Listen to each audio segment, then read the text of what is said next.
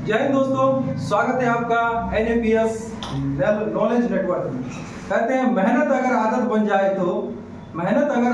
जाए तो कामयाबी मुकद्दर बन जाती है। चलिए हम लोग आज स्टार्ट करने जा रहे हैं नदी घाटी परियोजना, रिवर वैली प्रोजेक्ट। सबसे पहले हम लोग पढ़ते हैं दामोदर नदी घाटी परियोजना। ये छोटा नागपुर के पठार से निकलती है और सबसे ज्यादा पश्चिम बंगाल को प्रभावित करती है। वो अपने अवसाद को ले जाकर हुगली नदी के तट पर और बंदरगाह पे जाकर जमा कर देती है। इसके कारण दामोदर नदी घाटी यानी कि बंगाल का शोक भी कहा जाता है दामोदर नदी घाटी को। दामोदर नदी घाटी परियोजना जो है अमेरिका के टेनेसी घाटी परियोजना पर आधारित है और दामोदर नदी घाटी परियोजना के अंतर्गत 7 बांध का निर्माण किया जाना था, जिसमें से 4 का ही निर्माण हो सका है। पहला है तिलैया, दूसरा है मैथन, तीसरा है पंचेत और चौथा है कोनार। दामोदर नदी घाटी परियोजना यह स्वतंत्र भारत की पहली बहुउद्देशीय नदी घाटी परियोजना है। 7 जुलाई 1948 को बनकर तैयार हुआ था झारखंड एवं पश्चिम बंगाल में और इसके अंतर्गत बोकारो दुर्गापुर उष्मे शक्ति संयंत्र संचालित होता है। अब हम लोग समझते हैं कि ये परियोजना है क्या, प्रोजेक्ट है क्या, परियोजना का क्या उद्देश्य है, उससे हमें क्या बेनिफिट है।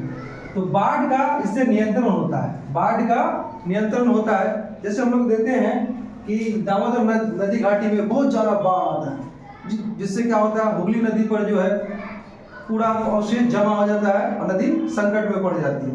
इसलिए क्या बनाया गया है, परियोजनाएं बनाया जाता है। दूसरा क्या होता है, परियोजना के द्वारा हम लोग सिंचाई कर सकते हैं फसल के अच्छी से और विद्युत का उत्पादन भी होता है और पर्यावरण का संरक्षण भी होता है। एक तरफ पर्यावरण का संरक्षण भी होता है तो दूसरी तरफ पर्यावरण का दोहन भी होता है, उसके बारे में हम लोग चर्चा करेंगे। और वनीकरण होता है, घरेलू उपयोग हेतु जल पूर्ति होता है। और एक आर्टिकल है, हम लोग साथ साथ कुछ आर्टिकल को भी देख लेते हैं। अनुच्छेद 38 में सामाजिक आर्थिक और कल्याण की बात कही गई है जीपीएस के लिए कि कोई भी राज्य अगर कोई भी परियोजना बनाता है, प्रोजेक्ट बनाता है, उससे सभी व्यक्ति लाभान्वित होंगे। अनुच्छेद 39 का बी में कहा गया संसाधन का सामूहिक उपयोग होना चाहिए। और आधुनिक भारत का मंदिर किसे कहा जाता है, तो नदी घाटी परियोजनाओं को। सबसे पहले किसने कहा था, नदी घाटी परियोजनाओं को आधुनिक भारत का मंदिर जवाहरलाल नेहरू ने कहा था। अब हम लोग चलते हैं सरदार सरोवर परियोजना पर। सरदार सरोवर परियोजना ये नर्मदा नदी पर है। सरदार सरोवर परियोजना नर्मदा नदी पर है। ये मेनली कहाँ है, किस राज्य में, तो गुजरात, महाराष्ट्र और मध्य प्रदेश में। सरदार सरोवर जो प्रोजेक्ट बनाया जा रहा था, गवर्नमेंट का एक डेटा आया था जिसमें कहा गया था कि 4 से 5 हजार लोगों को यहाँ से हटाया जाएगा, तब जाकर के क्या बनेगा, ये परियोजना स्टार्ट होगा। लेकिन हकीकत कुछ और ही थी। जब ये प्रोजेक्ट स्टार्ट हुआ, बनाया जाने लगा, इसमें 1 लाख लोगों को बेघर होना पड़ा। कितने लोगों को, 1 लाख लोगों को बेघर होना पड़ा था, जिसके कारण ये बहुत बड़ा आंदोलन स्टार्ट हो गया था। तो नर्मदा बचाओ आंदोलन सबसे शक्तिशाली जन आंदोलन था। इसकी शुरुआत मेघा पाटकर और बाबा आमटे ने की थी। अब हम लोग जानते हैं कुछ परियोजना, नदी और संबंधित राज्य। भाखड़ा नंगल परियोजना सतलज नदी पर है, पंजाब, हरियाणा और राजस्थान में। दूसरा शिव समुद्रम जलप्रपात, ये कावेरी नदी पर है और संबंधित राज्य कर्नाटक में है। नागार्जुन सागर परियोजना कृष्णा नदी आंध्र प्रदेश में है। हीराकुंड परियोजना महानदी उड़ीसा में है। इडुक्की परियोजना पेरियार नदी केरल में है। मयूराक्षी परियोजना मयूराक्षी नदी पर पश्चिम बंगाल में है। माता टीला परियोजना बेतवा नदी उत्तर प्रदेश में है।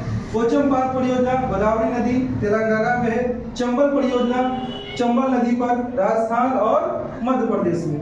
सलाल परियोजना चेनाब नदी जम्मू और कश्मीर में। एक बार फिर से आप लोग रिवीजन करेंगे। भाखड़ा नंगल सतलज पर, शिव समुद्रम जलप्रपात कावेरी पर, नागार्जुन सागर परियोजना कृष्णा नदी पर, हीराकुंड परियोजना महानदी पर, इडुक्की परियोजना पेरियार पर, मयूराक्षी परियोजना मयूराक्षी पर, माता टीला परियोजना बेतवा नदी पर, पोचमपात परियोजना गोदावरी पर, चंबल परियोजना चंबल नदी पर और सलाल परियोजना चेनाब नदी पर। अब एक क्वेश्चन है आपसे कि भारत का सबसे पुराना बांध कौन सा है? उसका नाम है कल्लई बांध, जो चोल राजा करिकाल के समय में बनाया गया था, पहली शताब्दी में। इसे ग्रेट एंटीकट बांध के रूप में भी जाना जाता है। और ये क्या है, किस नदी पर है? कावेरी नदी पर है। अब दोस्तों आप लोग को बताना है कि भारत का सबसे ऊंचा बांध कौन सा है?